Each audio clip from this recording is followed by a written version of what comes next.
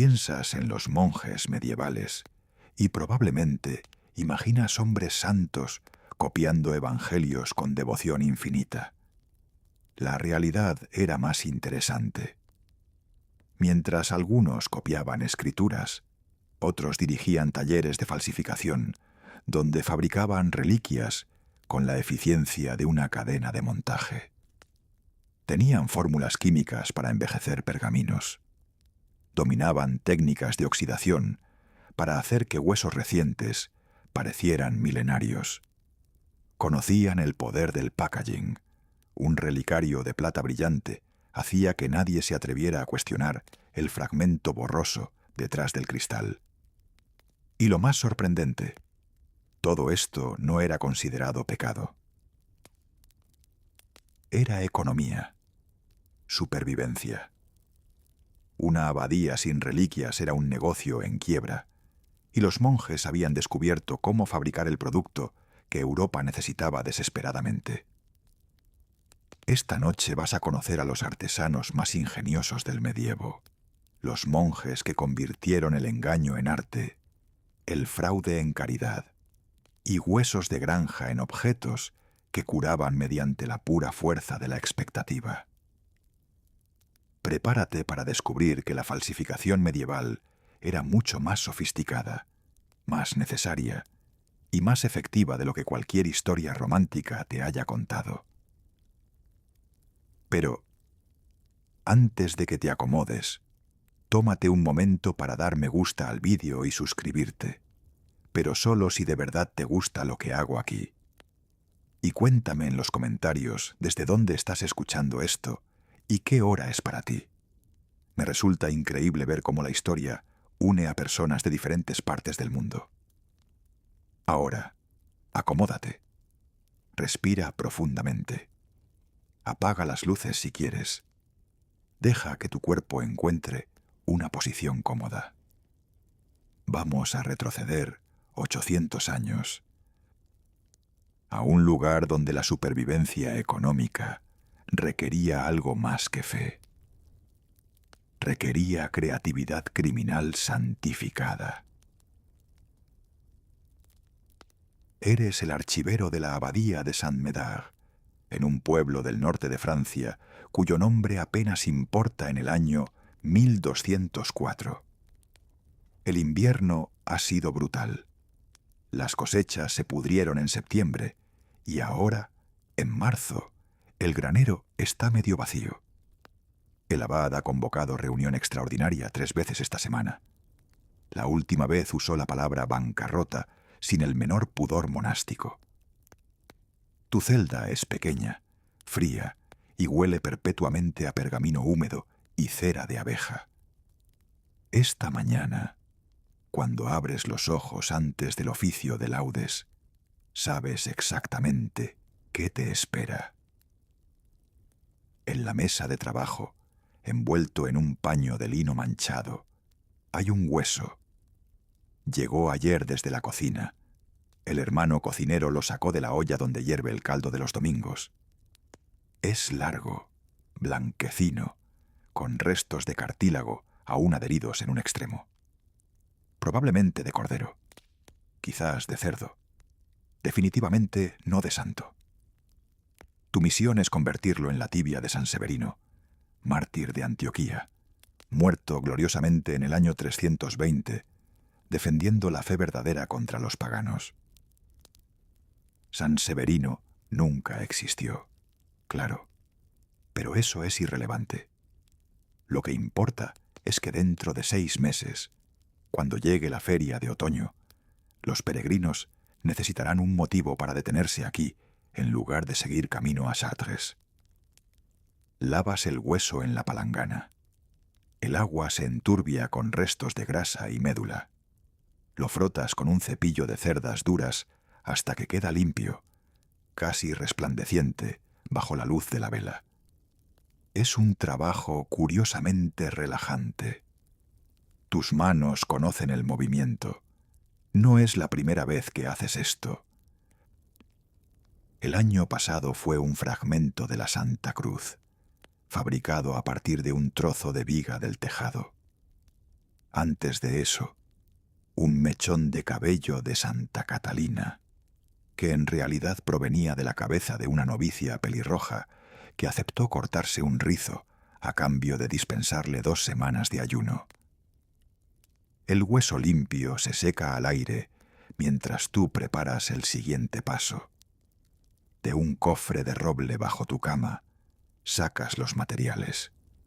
Un frasco de aceite de linaza, otro de resina de pino disuelta en alcohol, un puñado de tierra oscura del cementerio, recogida una noche sin luna, porque el hermano herbolario insiste en que las propiedades son superiores si la tierra nunca ha visto el sol. No crees en eso, pero tampoco te arriesgas. La superstición, descubres cada día, tiene su propia lógica práctica. Mezclas la tierra con el aceite hasta formar una pasta. La untas sobre el hueso con los dedos. La textura es áspera, fría. Vas cubriendo cada milímetro, asegurándote de que la capa sea uniforme, pero no demasiado gruesa. Demasiado obvia. El truco está en la sutileza.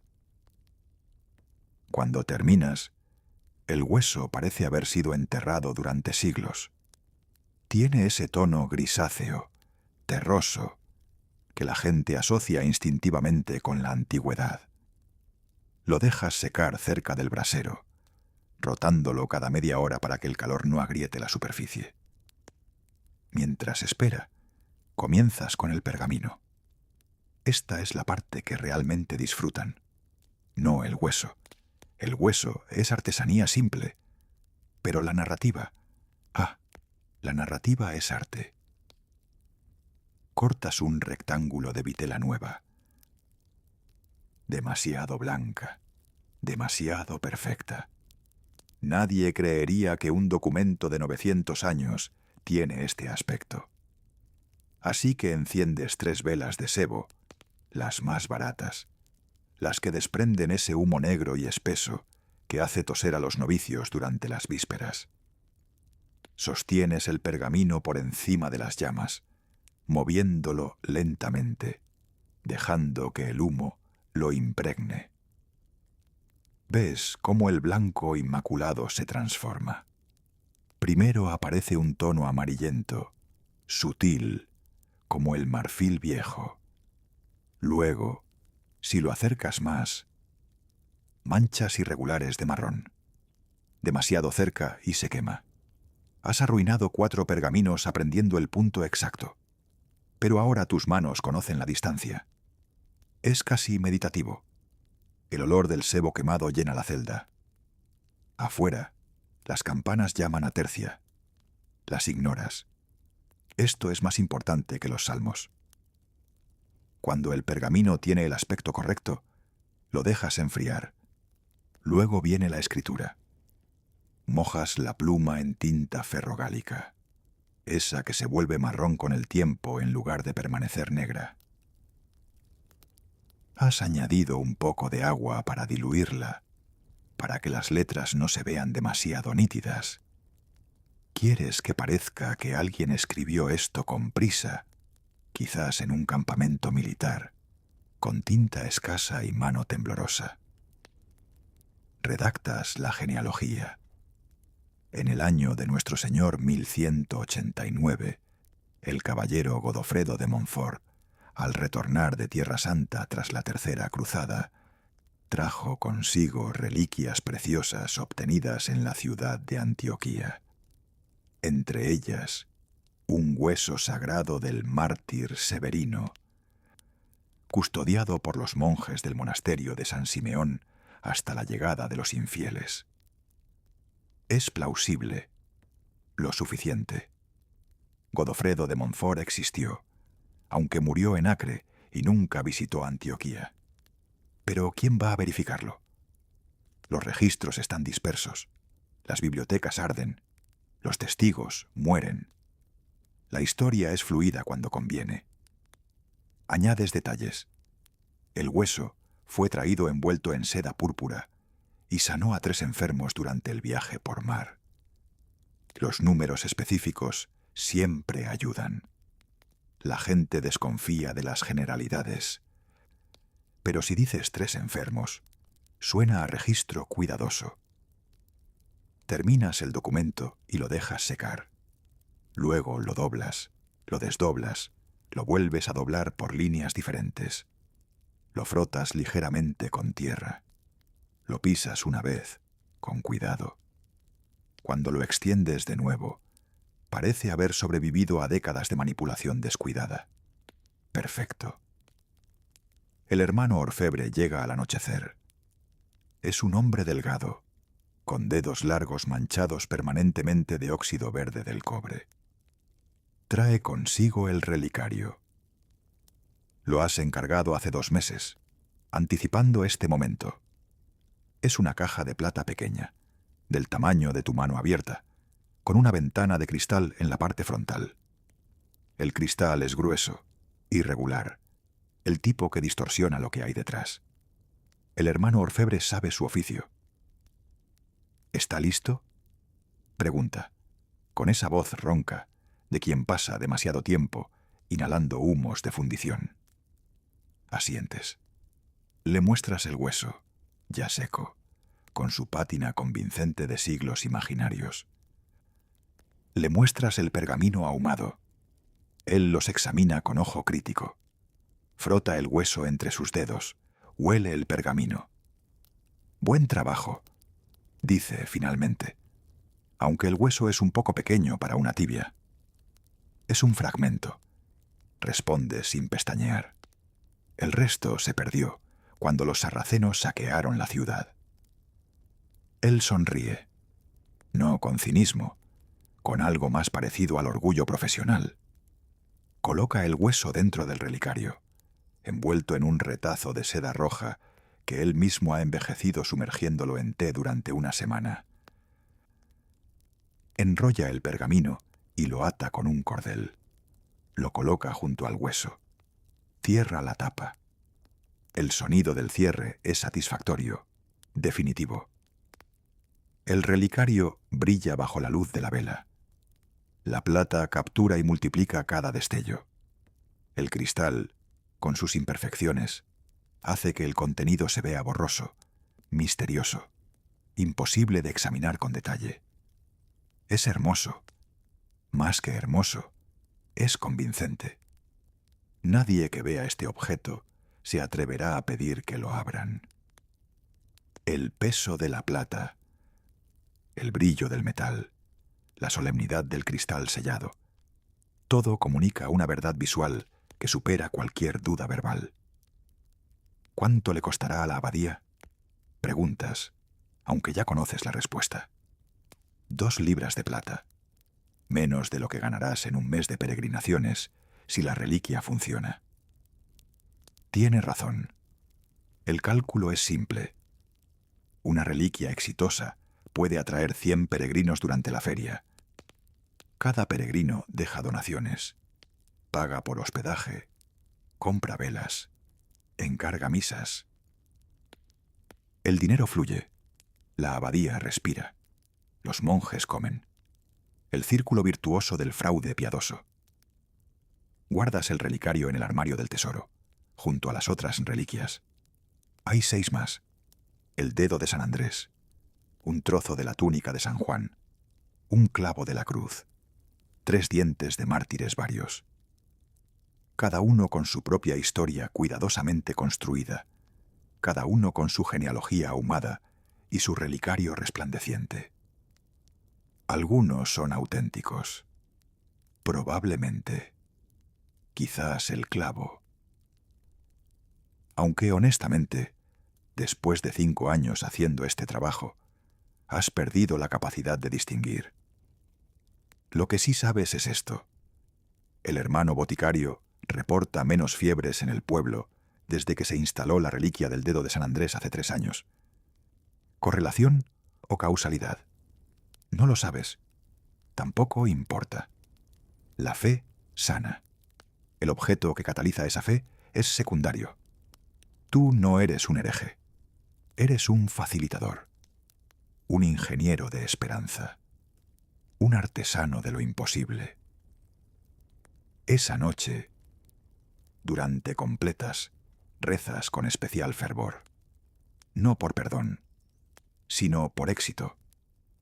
Pides que San Severino, en el caso improbable de que exista en algún lugar del paraíso, no se ofenda demasiado por el uso de su nombre. Pides que los peregrinos vengan, que traigan sus monedas y su fe, que el hueso de cordero realice los milagros que el marketing ha prometido.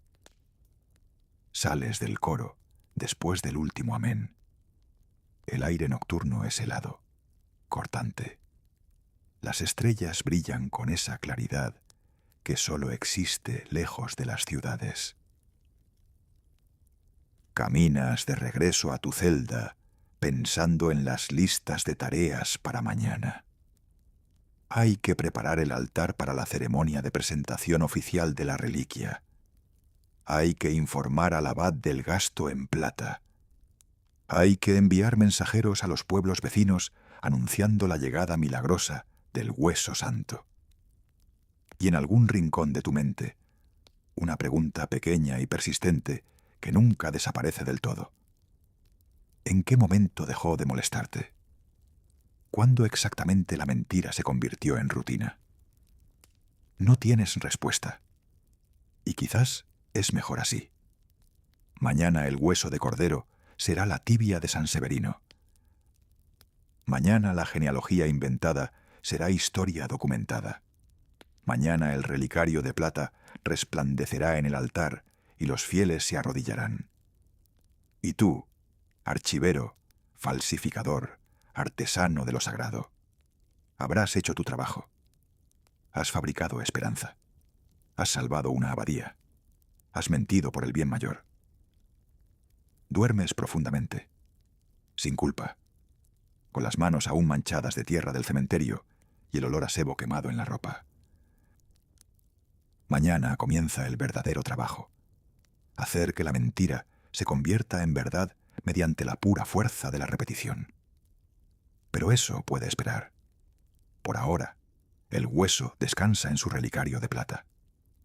Y la abadía tiene futuro. El negocio de las reliquias no nació de la codicia. Nació del hambre.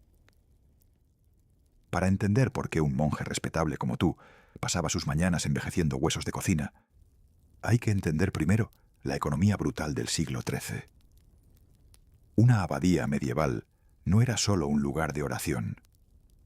Era una corporación, una empresa agrícola, un banco, un hospital, un hospicio, un centro educativo. Y como cualquier institución compleja, necesitaba ingresos constantes para funcionar. Los diezmos ayudaban. Las donaciones testamentarias también. Pero la competencia era feroz. Cada valle tenía su monasterio, cada colina su ermita. ¿Por qué un campesino con 2 monedas en el bolsillo elegiría donar a tu abadía en lugar de a la de 3 kilómetros al norte? Necesitabas diferenciación. Necesitabas marca. Necesitabas, en términos que no se inventarían hasta 800 años después, una propuesta de valor única. Las reliquias eran esa propuesta. Retrocedamos 100 años antes de tu época, al año 1105. La abadía de Conques, en el sur de Francia, era insignificante, pobre, pequeña, ubicada en una ruta montañosa que los viajeros evitaban porque añadía 2 días al camino hacia Santiago de Compostela. Los monjes vivían de huertos mediocres y de la caridad ocasional de señores locales que preferían donar a instituciones más prestigiosas. Entonces ocurrió algo extraordinario. Un monje de Conques, cuyo nombre se perdió convenientemente en los registros, descubrió que poseían los restos de Santa Fe, una mártir del siglo IV. Más específicamente, descubrieron su cráneo. Completo, intacto, milagrosamente preservado. La historia oficial era hermosa. Un ángel había revelado la ubicación en un sueño. La historia no oficial, la que los abades susurraban después del 4.º vaso de vino. Era más simple. Alguien había robado el cráneo de otra abadía, o, más probablemente, lo había fabricado utilizando técnicas similares a las que tú dominas ahora. No importaba. Lo que importaba eran los resultados. En 20 años, Conques se transformó. Los peregrinos comenzaron a desviarse de su ruta principal, específicamente para visitar el cráneo de Santa Fe. Primero llegaban de pueblos vecinos, luego de ciudades, después de otros países. Traían sus enfermos, traían sus esperanzas, traían, crucialmente, su dinero. Los ingresos permitieron construir una basílica nueva. La basílica atrajo más peregrinos.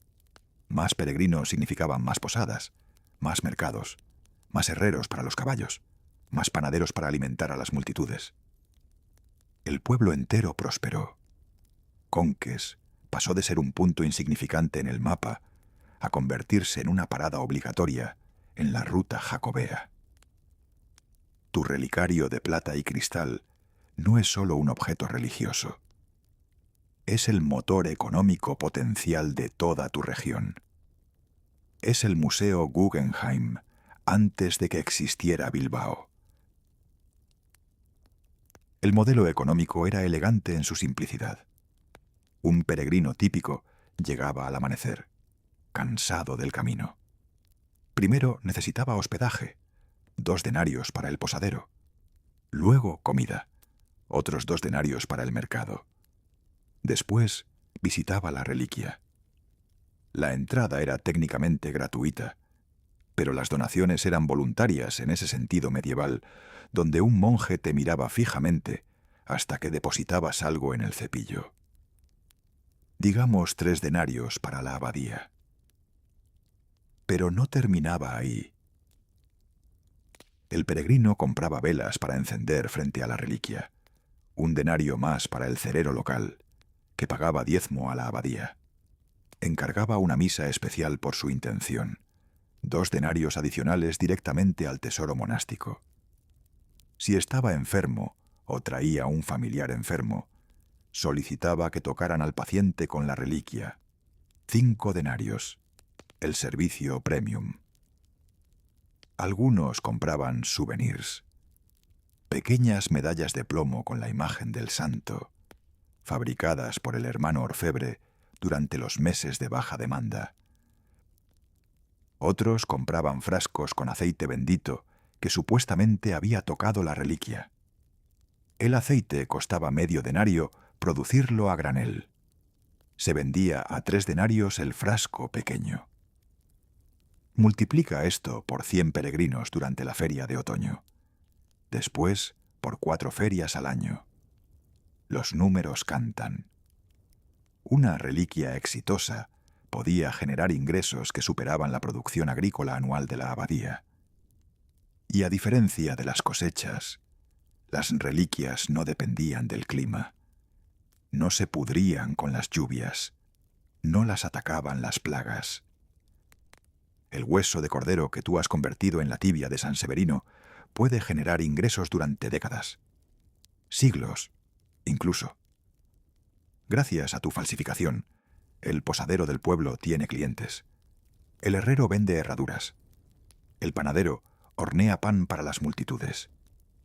Has creado una industria turística completa a partir de un desecho de cocina y algo de imaginación. ¿Es fraude? Técnicamente sí. ¿Es necesario? Absolutamente. Pero había competencia. Feroz. Desesperada.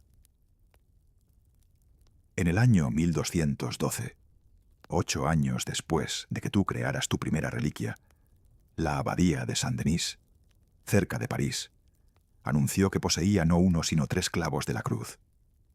La noticia provocó pánico en docenas de abadías menores. 3 clavos era una afirmación extraordinaria. Audaz. Saint-Denis tenía los recursos y el prestigio para respaldar la historia. Tenían conexiones con la corona francesa. Tenían documentos, testigos, una narrativa elaborada sobre cruzados que los habían traído de Constantinopla. Tu abad convocó reunión de emergencia. «Necesitamos algo más grande», dijo, paseando nerviosamente por la sala capitular. «Un dedo de santo ya no es suficiente. Todo el mundo tiene dedos de santos. Necesitamos algo memorable». Y así comenzó la carrera armamentística de las reliquias. Si Saint-Denis tenía 3 clavos, la abadía de Vézelay afirmó tener los huesos completos de María Magdalena. Si Vézelay tenía a Magdalena, Toulouse insistió en poseer el cuerpo íntegro de Santo Tomás. Las afirmaciones se volvían cada vez más extravagantes, cada vez más imposibles de verificar y cada vez más rentables. El problema era matemático y ligeramente cómico. En el año 1250, si sumaras todos los fragmentos de la Santa Cruz que las iglesias europeas afirmaban poseer, habrías podido construir un barco de tamaño considerable. Los dientes de San Pedro podían llenar 2 dentaduras completas. Y Juan el Bautista, aparentemente, tenía 4 cráneos diferentes custodiados en 4 lugares distintos. Una hazaña biológica impresionante, incluso para un santo. Nadie mencionaba estas inconsistencias en voz alta. No era prudente. Pero los archiveros como tú las conocían. Las contabilizabas mentalmente mientras fabricabas tu propia contribución al inventario imposible de reliquias europeas. Había algo absurdo en todo el sistema. Y sin embargo funcionaba. Seguía funcionando. Porque en el fondo, nadie quería que dejara de funcionar. El hermano Hugo, un monje cisterciense de 70 años que había viajado por media Europa, te contó una vez la historia de Canterbury. Cómo el arzobispo Thomas Becket fue asesinado en el año 1170 en el interior de su propia catedral. Un crimen político. Brutal, impactante. Y casi inmediatamente, la Iglesia vio la oportunidad. Becket fue canonizado en tiempo récord. Su tumba se convirtió en destino de peregrinación obligatorio. Pero aquí está el detalle fascinante. Las autoridades de Canterbury entendieron algo que muchas otras instituciones no captaban. No se trataba solo de tener la reliquia, se trataba de la experiencia completa. Diseñaron la catedral para maximizar el drama. Los peregrinos entraban por un camino específico que los llevaba a través de capillas laterales antes de llegar a la tumba principal. En cada capilla había reliquias menores y estaciones para donativos. Para cuando llegabas a Becket, ya habías donado 3 veces y estabas psicológicamente preparado para la revelación final. Contrataron monjes especializados en contar la historia del martirio. No simplemente recitaban los hechos, los dramatizaban. Usaban pausas efectivas, modulaban la voz. Algunos incluso lloraban en los momentos clave.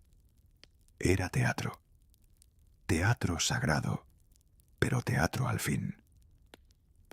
Y funcionó más allá de cualquier expectativa.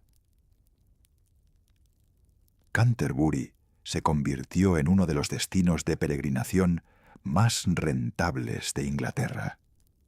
Generó suficientes ingresos para financiar ampliaciones masivas de la catedral, copias iluminadas de evangelios y un sistema de hospedaje para peregrinos que era la envidia de toda Europa. Tu relicario de plata compite en este mercado contra Canterbury, contra Conques, contra 1000 otros lugares que han entendido la misma verdad básica. La gente necesita objetos físicos para anclar su fe. Necesita destinos, necesita rituales, y está dispuesta a pagar por ellos. Pero no todo era cálculo frío.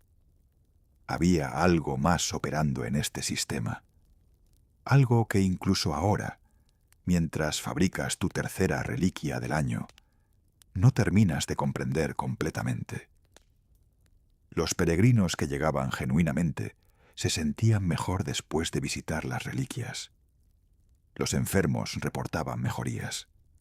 Los afligidos encontraban consuelo. ¿Era el poder de la reliquia? Era simplemente el viaje, el cambio de rutina, la esperanza que el objeto catalizaba.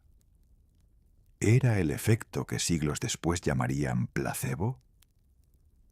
No lo sabes, pero observas los resultados.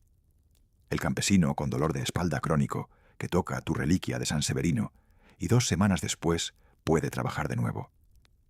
¿Se curó solo? ¿Lo curó la fe? ¿Lo curó el descanso del viaje? ¿Importa realmente si el hueso es de cordero o de santo cuando el dolor desaparece? Esta es la paradoja que habita en el centro de tu trabajo. Mientes sobre el origen del objeto, pero el alivio que el objeto proporciona es real. El dinero que genera salva vidas reales al permitir que la abadía mantenga su hospicio, su enfermería, su cocina para pobres. Has fabricado el instrumento, pero los resultados son auténticos. Hay noches en que esta racionalización te parece perfectamente válida. Otras noches, especialmente después de confesar tus pecados menores al Padre Confesor, mientras omites cuidadosamente los mayores, te preguntas si Dios aprecia la ironía o si simplemente está esperando el momento apropiado para presentarte la factura completa por tus servicios de falsificación. El sistema tenía sus víctimas, claro. Las abadías que no podían competir simplemente desaparecían. Sus monjes se dispersaban. Sus edificios se convertían en ruinas. La economía de las reliquias era darwiniana. Adaptarse o morir. Y adaptarse significaba, casi inevitablemente, participar en algún nivel de creatividad documental. Había grados, por supuesto. Algunos solo exageraban la importancia de reliquias auténticas.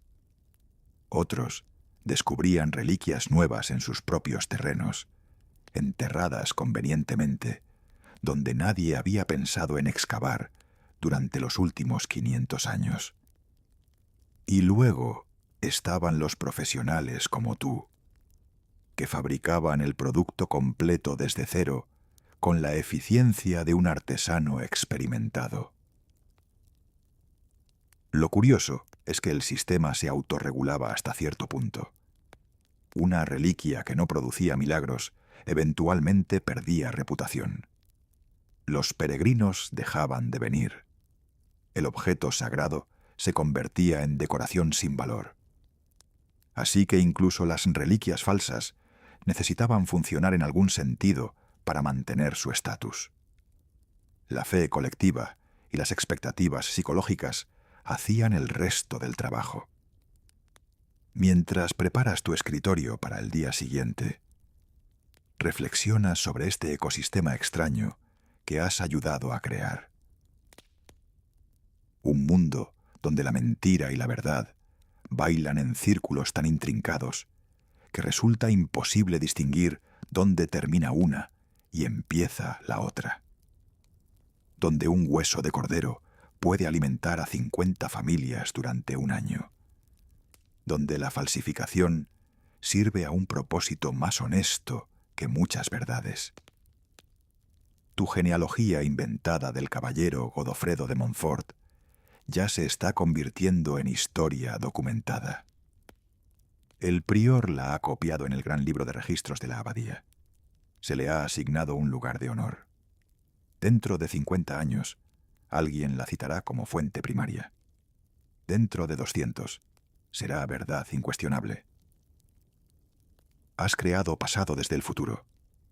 Has escrito historia que nunca ocurrió, pero que ahora ocurrirá retroactivamente en cada mención, en cada referencia, en cada nueva copia del manuscrito. El negocio de la fe está en auge, y tú eres uno de sus arquitectos invisibles.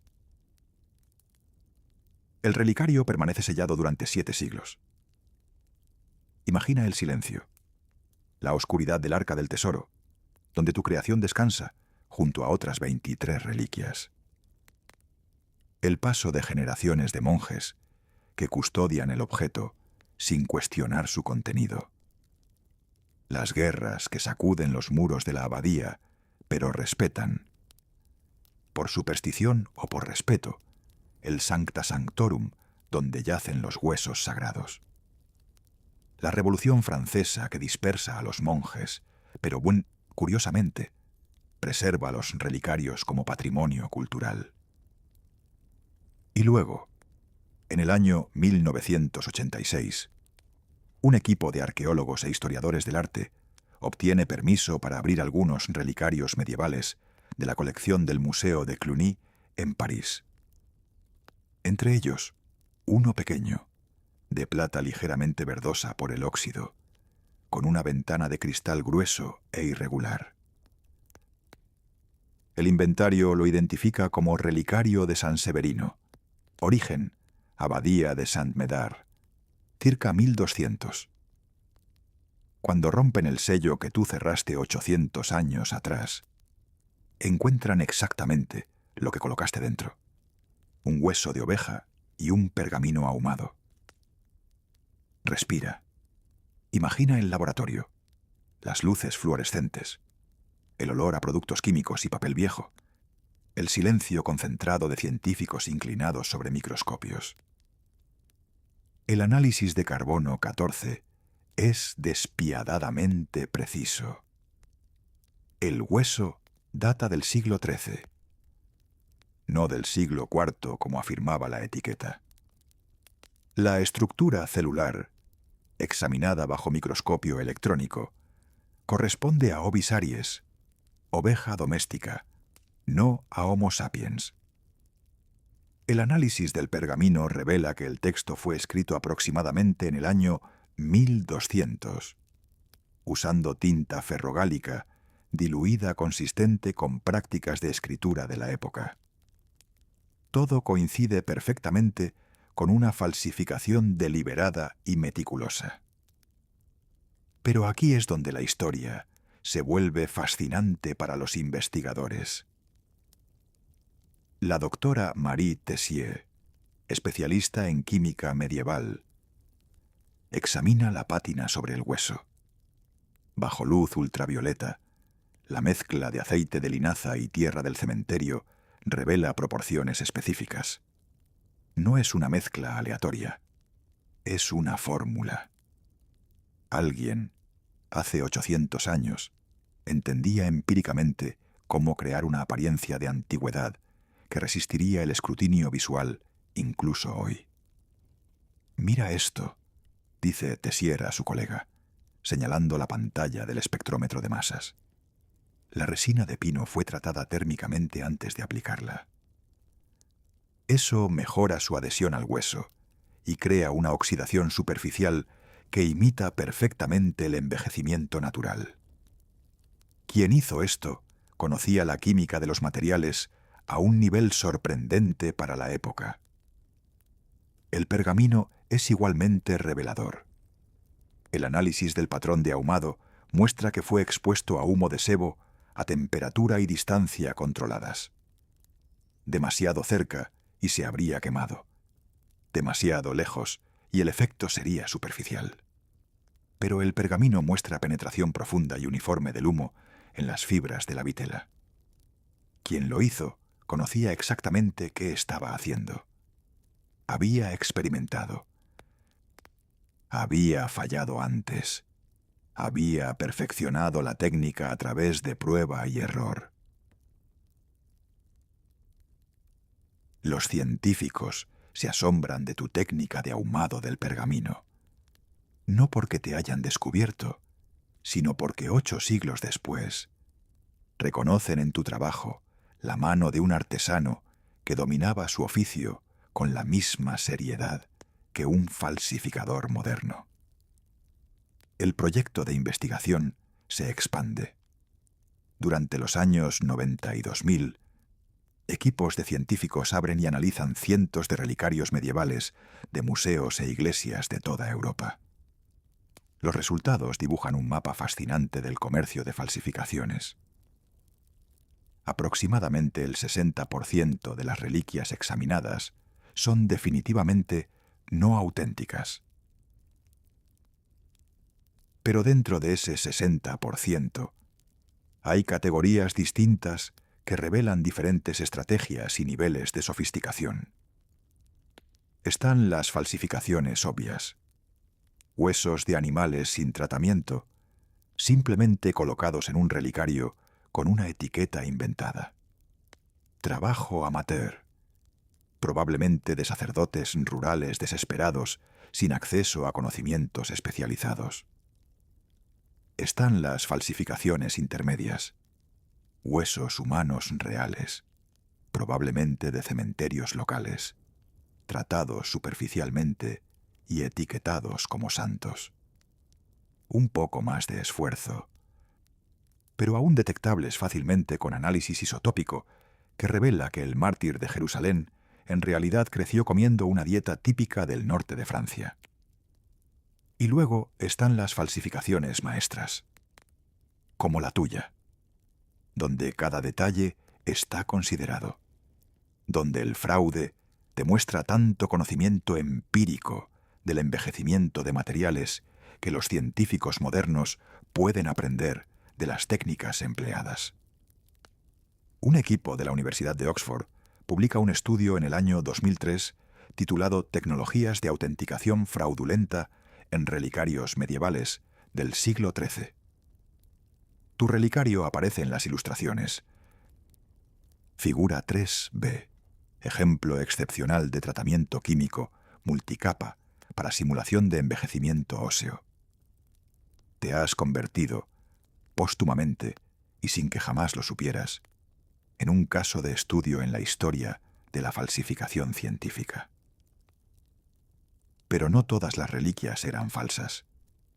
Y aquí el análisis científico revela algo aún más extraño. Aproximadamente el 15% de las reliquias examinadas son genuinamente antiguas, pero están mal etiquetadas. Un equipo encuentra momias egipcias cortadas en fragmentos y vendidas como mártires cristianos a monasterios medievales.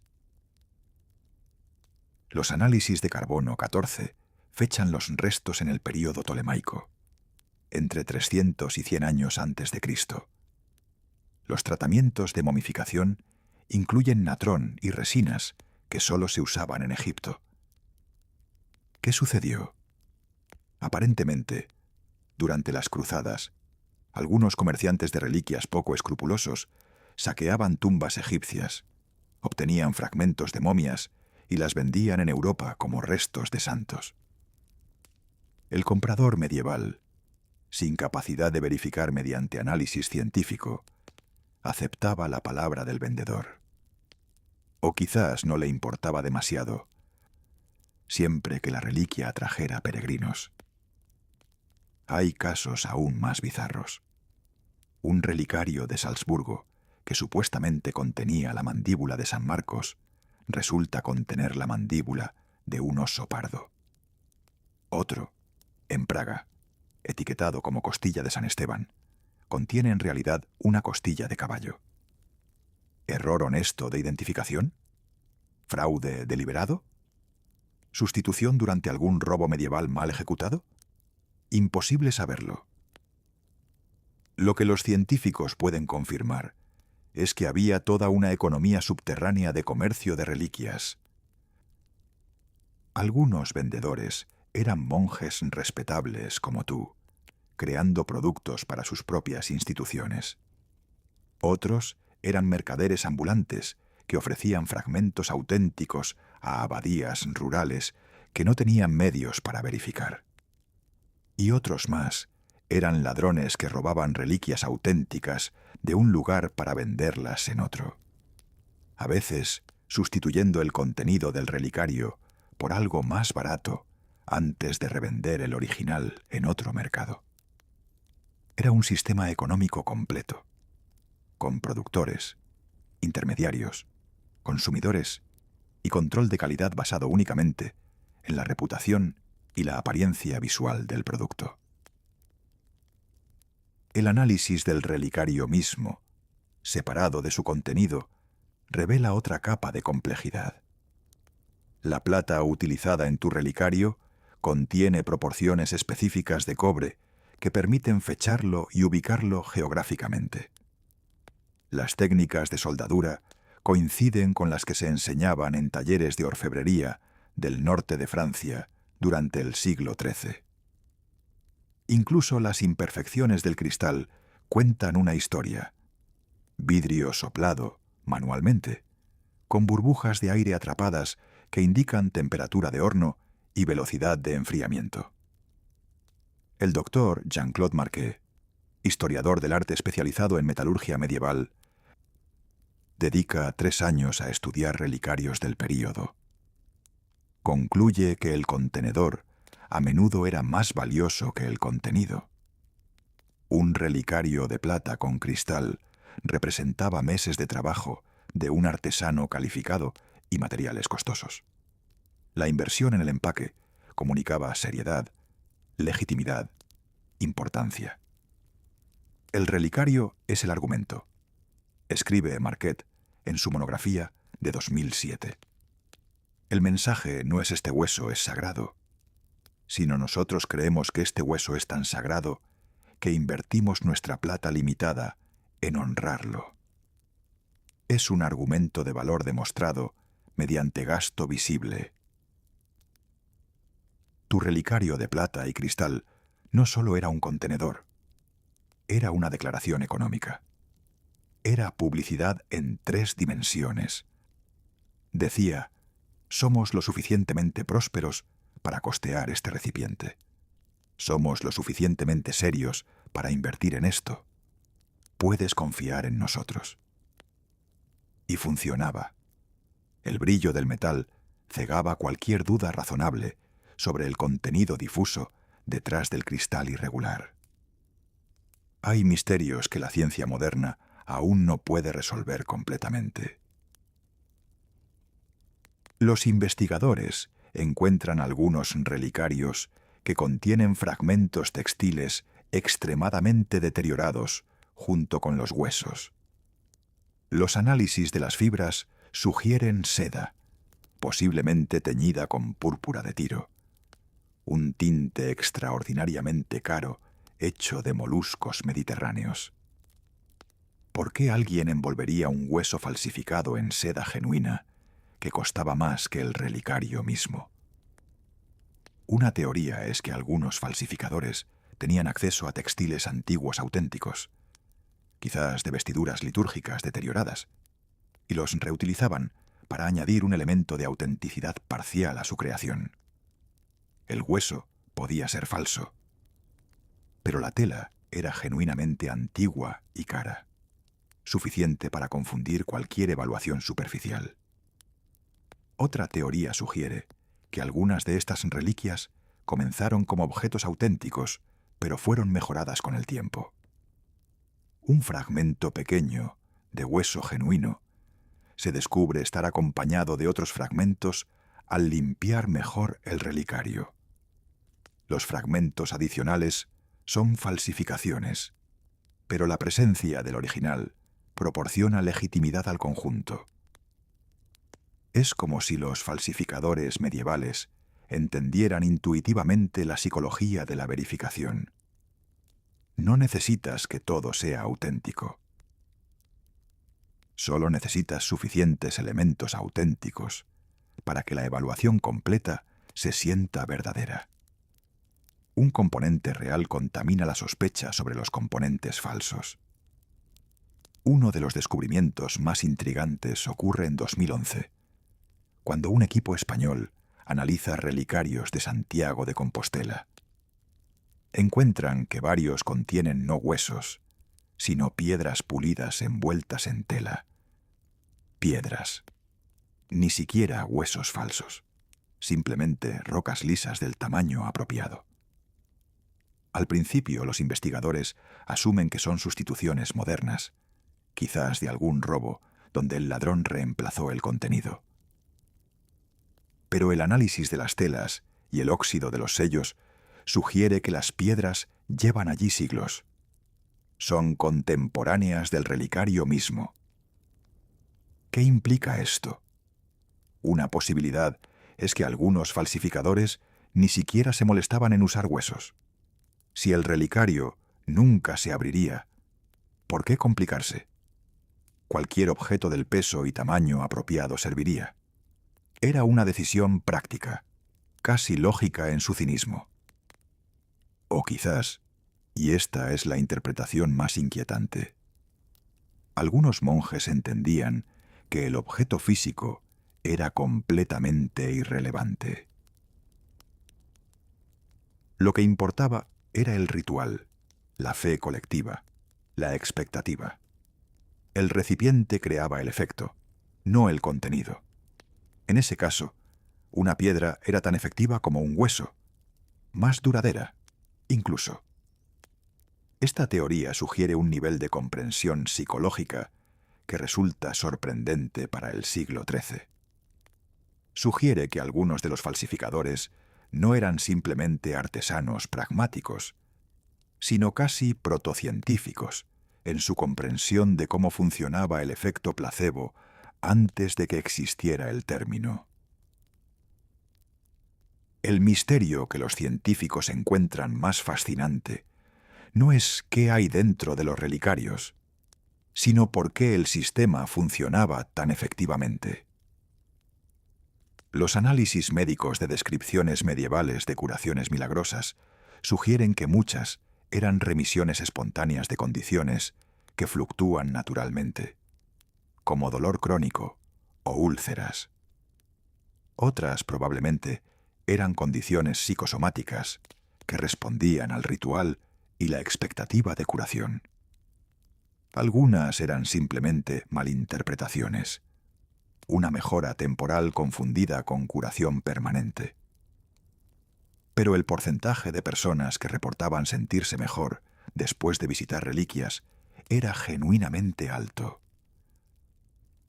Lo suficientemente alto para mantener el sistema funcionando durante siglos. Los científicos modernos que estudian el efecto placebo reconocen los patrones. El viaje, el cambio de entorno, la expectativa positiva, el ritual elaborado, la validación social.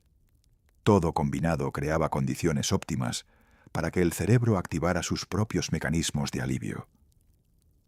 Tu hueso de cordero no tenía poder inherente, pero el contexto que lo rodeaba, el viaje que el peregrino emprendía para alcanzarlo, la ceremonia de tocarlo, la creencia colectiva en su eficacia, todo eso sí tenía poder. Poder psicológico, poder neurológico, poder real en sus efectos, incluso si el mecanismo era completamente diferente al que todos imaginaban. Has creado un dispositivo médico efectivo usando solamente teatro, arquitectura y un fragmento de oveja. Los científicos del siglo XXI estudian tu trabajo no para condenarlo, sino para entender cómo funcionaba tan bien. Hay una pregunta que nadie en tu época se atrevía a formular en voz alta, pero que flotaba en el aire del scriptorium como el humo de las velas que usabas para envejecer pergaminos. ¿Importa realmente si es verdad? La pregunta es incómoda, peligrosa, incluso. Pero después de 5 años fabricando reliquias, después de ver cómo funcionan, después de observar los resultados tangibles que producen objetos cuyo origen conoces con certeza absoluta, la respuesta se vuelve cada vez menos clara. Retrocede a la primavera de 1206, 2 años después de crear tu primera reliquia. La feria de primavera llega con el deshielo. Los peregrinos comienzan a aparecer en grupos pequeños al principio, luego en oleadas. Vienen de pueblos a 3 días de camino. Algunos han viajado durante semanas. Tú observas desde la ventana del scriptorium. Ves a una mujer de quizás 40 años, encorvada, apoyándose pesadamente en un bastón. Camina con obvio dolor. Su hija la sostiene del brazo, guiándola lentamente hacia la entrada de la iglesia. Han llegado desde algún lugar lo suficientemente lejano para que el viaje les haya tomado toda la mañana. Entran a la iglesia. Permanecen dentro 1 hora. Cuando salen, la mujer todavía cojea, todavía usa el bastón, pero su postura es diferente, más erguida. Su rostro ha perdido esa tensión que llevaba al llegar. Sonríe mientras habla con su hija. Se detienen en el mercado, compran pan, conversan con otros peregrinos. Parecen aliviadas. 2 semanas después, el hermano hospitalario te comenta de paso: la mujer de Évreux, ¿la recuerdas? La del bastón. Dejó una donación generosa.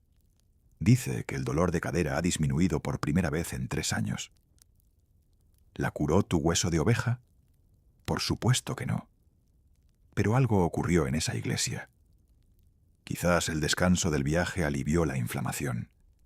Quizás la expectativa de curación activó algo en su cuerpo que los médicos de tu época no pueden nombrar, pero que existe de todas formas. Quizás simplemente necesitaba esperanza, y el ritual de tocar la reliquia le proporcionó esa esperanza. Y la esperanza fue suficiente para cambiar cómo experimentaba su dolor. El dinero que dejó es real. Las monedas que depositas en el tesoro de la abadía no son metáforas. Con esas monedas compras grano para el próximo invierno. Alimentas a 12 monjes y a los 20 pobres que llegan cada semana a la puerta de la cocina esperando sopa. La mujer se fue sintiéndose mejor. La abadía sobrevive otro mes. Todos ganan. ¿Importa que el hueso sea de oveja? La pregunta se complica aún más cuando consideras las alternativas. Si las reliquias, tu abadía habría cerrado en 1203. Los monjes se habrían dispersado. El hospicio que mantienen habría desaparecido. Los huérfanos que cuidan habrían terminado en las calles. La escuela donde enseñan a leer a hijos de campesinos se habría clausurado.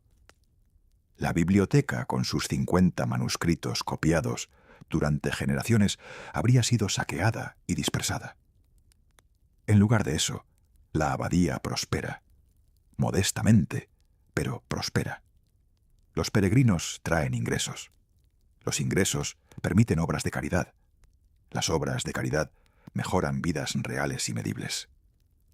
Has construido un sistema donde la mentira original se transforma en efectos genuinamente positivos mediante una cadena compleja de intermediación económica y psicológica. Es como si hubieras descubierto una forma de alquimia social. No conviertes plomo en oro. Conviertes hueso de oveja en pan para los pobres. La transmutación es indirecta, compleja, mediada por docenas de transacciones y rituales. Pero el resultado final es tan tangible como cualquier otra forma de producción. Hay momentos de duda, por supuesto. Noches en que te despiertas y te preguntas si Dios aprecia realmente la creatividad que empleas en su servicio. Si existe alguna diferencia moral entre un fraude que alimenta a los pobres y una verdad que no alimenta a nadie. El padre Anselmo, el confesor de la abadía, es un hombre viejo con una comprensión sorprendentemente práctica de cómo funciona el mundo. Una vez, después de que confesaras ciertos escrúpulos sobre la exactitud de algunos documentos históricos sin dar detalles específicos, te miró con ojos cansados y te dijo algo que nunca olvidaste. «Hijo mío», dijo, con esa voz rasposa de quien ha oído demasiadas confesiones, Dios creó el mundo entero a partir de la nada.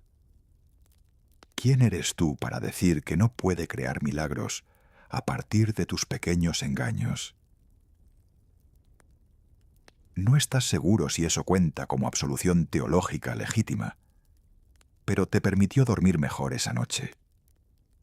La paradoja se vuelve aún más evidente cuando observas a los otros monjes, los que no saben, los que rezan genuinamente frente a las reliquias que tú fabricaste, con fe absoluta en su autenticidad. El hermano Tomás, un novicio de 18 años, con una devoción casi infantil, pasa 1 hora cada mañana arrodillado frente al relicario de San Severino. Reza por su madre enferma, en un pueblo a 2 días de distancia. Su fe es completamente pura, completamente real. Para él, no hay duda de que está en presencia de algo sagrado. Un día viene a buscarte, emocionado. Hermano archivero, dice, con los ojos brillantes, acabo de recibir carta. Mi madre se ha recuperado. El humor que la aquejaba ha disminuido. Los médicos no saben por qué, pero está mejor. San Severino escuchó mis plegarias. ¿Qué le dices? Que su madre probablemente se recuperó por razones completamente naturales que nada tienen que ver con el hueso de oveja que tú colocaste en un relicario hace 3 años. ¿Que sus oraciones fueron dirigidas a un objeto sin poder inherente alguno? No dices nada de eso. Sonríes. Le dices que es maravilloso, que los caminos del Señor son misteriosos. Y técnicamente, no estás mintiendo. Los caminos son misteriosos. La recuperación de su madre es real. Su fe le proporcionó consuelo durante semanas de preocupación. El engaño que tú perpetraste facilitó ese consuelo.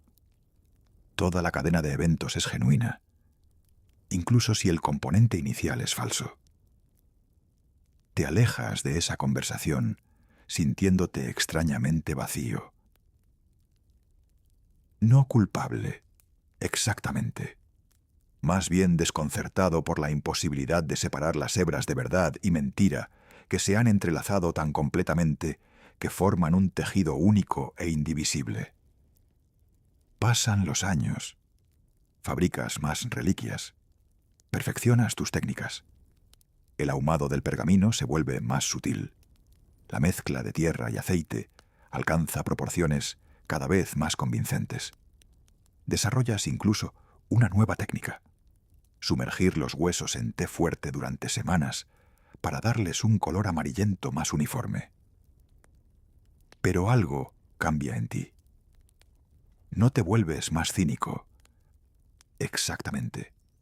Más bien, desarrollas una especie de desprendimiento filosófico.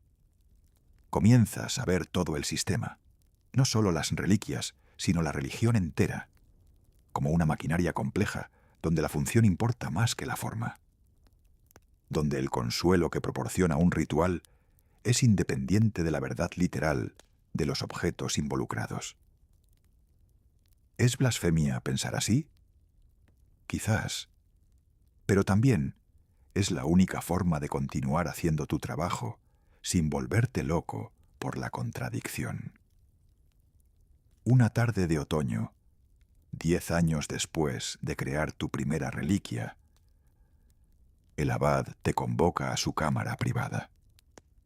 Es un hombre práctico, de origen noble, que administra la abadía como si fuera una hacienda, con ojo constante en los libros de cuentas y las proyecciones de cosecha. Necesito preguntarte algo, dice, sirviendo vino en 2 copas de peltre, y necesito que seas completamente honesto. Tu corazón se acelera. ¿Lo sabe? ¿Ha descubierto algo? Pero su expresión no es acusatoria. Es casi cómplice.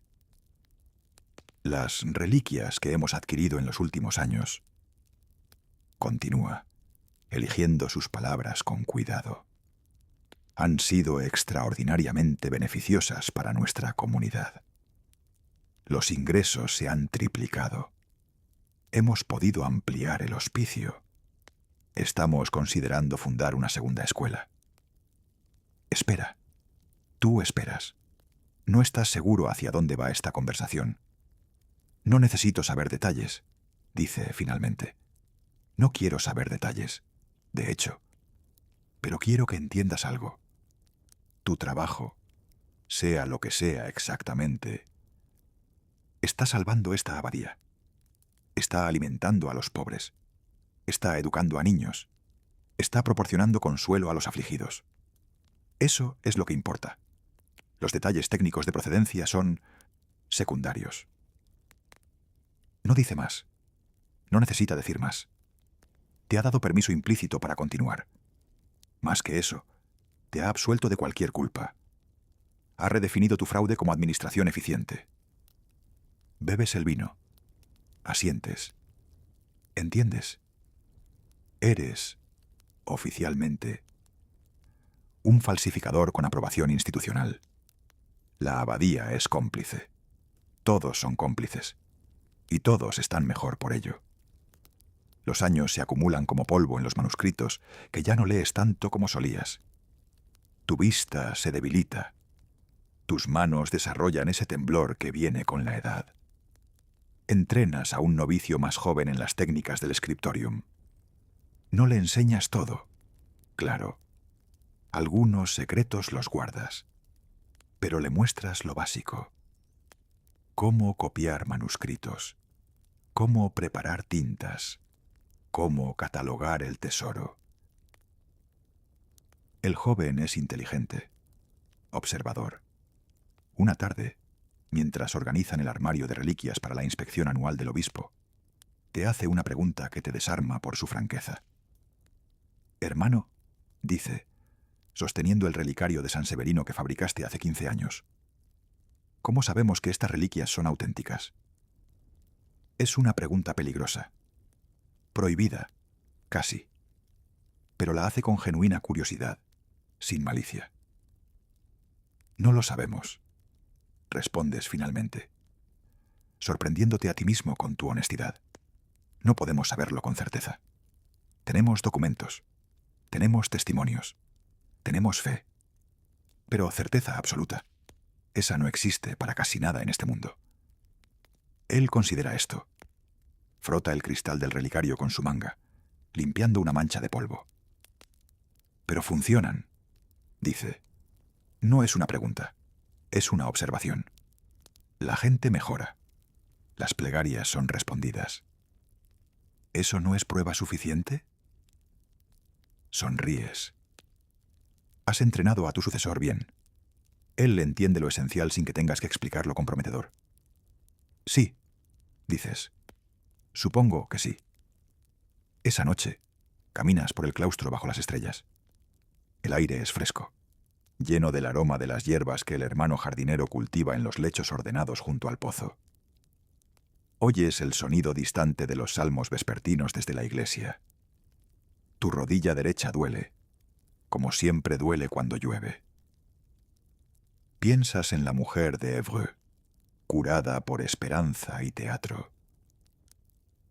Piensas en el hermano Tomás, cuya fe pura fue sostenida por tu engaño. Piensas en los niños que aprenden a leer en la escuela, financiada por peregrinos que vienen a tocar huesos de oveja. Piensas en el sistema completo, esta maquinaria elaborada de fe y fraude, entrelazados tan íntimamente que separarlos sería destruir ambos. ¿Has hecho bien? ¿Has hecho mal? La pregunta se siente cada vez menos relevante con cada año que pasa. Has hecho lo necesario. Has convertido nada en algo.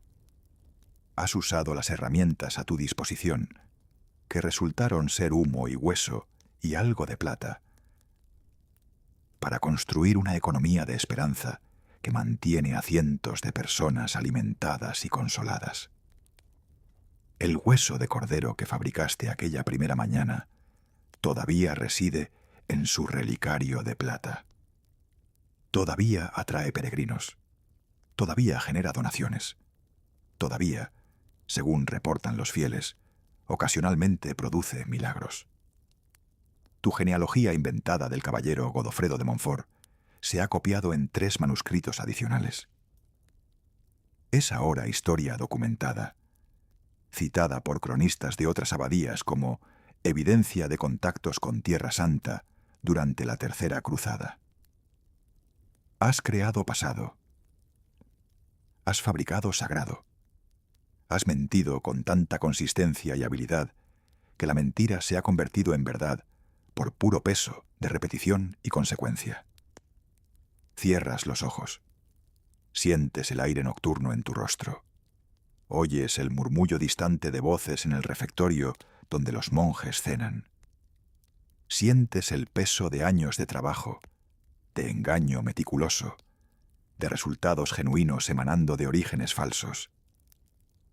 Y en la oscuridad del claustro, donde nadie puede verte, sonríes. El negocio de la fe está en auge. Y tú, artesano de lo imposible, arquitecto de milagros, fabricante de esperanza, has tenido éxito más allá de cualquier expectativa razonable. Has vendido ilusiones, pero esas ilusiones han dado de comer a tu hermandad. Han curado a los enfermos mediante el poder de su propia expectativa. Han consolado a los afligidos. Han sostenido una comunidad entera. El valor era real, incluso si todo lo demás era teatro. Incluso si todo lo demás era humo. Has sentido el peso del hueso en tus manos, el olor del humo de sebo impregnando el pergamino virgen, el brillo frío de la plata bajo la luz de la vela. Has conocido el momento exacto en que la mentira se transforma en historia, cuando el fraude se convierte en fe, cuando el objeto falso comienza a generar efectos verdaderos. Has visto cómo funciona la alquimia más extraña de todas. No la transmutación de metales, sino la conversión de engaño en esperanza, de teatro en curación, de falsificación en sustento real para cuerpos reales que comen pan real comprado con monedas reales, dejadas por peregrinos reales, que se sintieron genuinamente mejor después de tocar un fragmento de oveja envuelto en seda. Y esa reliquia que fabricaste aquella primera mañana de 1204, ese hueso de cocina convertido en objeto sagrado mediante humo y habilidad, y la comprensión profunda de que la gente necesita algo tangible en que depositar su fe. Ese objeto todavía existe. Está en un museo ahora, detrás de cristal diferente, con una etiqueta que dice relicario medieval, contenido, falsificación contemporánea. Los científicos lo estudian, los historiadores lo citan, los estudiantes lo fotografían. Tu engaño sobrevivió 800 años, y en ese tiempo alimentó a miles, consoló a innumerables, sostuvo una economía completa de esperanza. Quizás esa es la verdad final sobre la falsificación. El valor no está en el objeto. Nunca estuvo en el objeto. Estaba en el sistema que construiste alrededor de él, en el viaje que la gente emprendía, en el ritual que realizaban, en la fe que depositaban, en el cambio que experimentaban después. Tú simplemente proporcionaste el ancla, el punto focal, el pretexto necesario. Y quizás, en tus propias decisiones cotidianas, cuando construyes narrativas para explicar tus elecciones, cuando buscas objetos externos para validar cambios que ocurren internamente, cuando necesitas un símbolo tangible para un proceso intangible. Quizás eres más parecido a esos peregrinos medievales de lo que te gustaría admitir. Todos necesitamos nuestros relicarios de plata. Todos necesitamos nuestras genealogías inventadas que den sentido al caos. Todos necesitamos creer que hay algo sagrado en algún lugar, incluso si ese algo es solo humo y hueso y la voluntad colectiva de creer. Respira profundamente ahora. Siente cómo tu cuerpo se hunde en la superficie que te sostiene. El peso de tus extremidades, el ritmo pausado de tu respiración, el silencio que te rodea. Deja que las imágenes se difuminen. El scriptorium, el humo, la plata, los peregrinos. Deja que todo se disuelva como niebla al amanecer. Lo único real es este momento, este aliento, esta quietud. Y en esa quietud, una última verdad. A veces las mejores historias son las que nos permitimos creer, sabiendo o sin saber que son historias. A veces el objeto importa menos que el acto de reverenciarlo. A veces la fe crea sus propios milagros, sin importar qué hay realmente dentro del relicario de plata. Duerme ahora. Deja que los siglos se disuelvan. Deja que las preguntas de verdad y mentira se desvanezcan en la irrelevancia. Deja que el último pensamiento sea simple. El valor era real. Incluso cuando todo lo demás era teatro. Incluso cuando todo lo demás era humo. Buenas noches.